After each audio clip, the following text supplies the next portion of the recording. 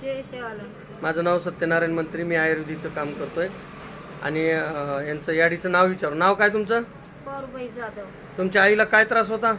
आमच्या आईला दम्याचं. दमा किती दिवसानं होता दमा? 5, 6, 7, 8, 9 वर्ष झालं. 8-9 वर्षानं दमा होता.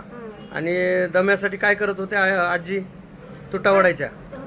इळाचे 10 गोळा पुरत नव्हते, ते चुटावडा.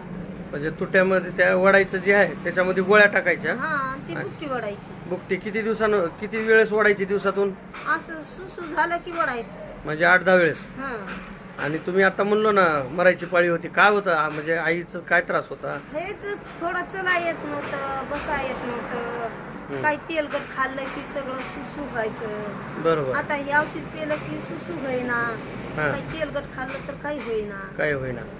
आणि तुम्ही म्हणलात ना आता, काय म्हणलात तुम्ही, आमची आई तुमच्या औषधामुळे वाचली. वाचली बाबा, खरंच.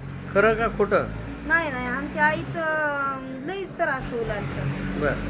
मग त्रास व्हायला त्याच्यामुळं तुम्हाला वाटलं या आईचं आता एवढी परेशानी व्हायला एवढं पैसे घालून जीव उपयोग नाही. पण आपल्या आयुर्वेदिक औषधानं फरक पडला.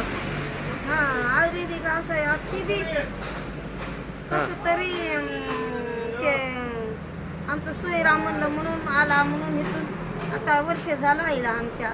बरोबर पडलंय आहे. त्याला. मग आपल्या औषधानं चांगला फरक पडलाय. आणि विशेष म्हणजे आई पण तुम्हाला म्हणते की त्या आयुर्वेदिकच औषध खायचं मला. बरोबर आहे. मग हे आज लक्षात घ्या, आपल्या औषधानं फरक पडलाय म्हणून तुम्ही डबल भेटायला आला. धन्यवाद. नमस्कार. जय शिव.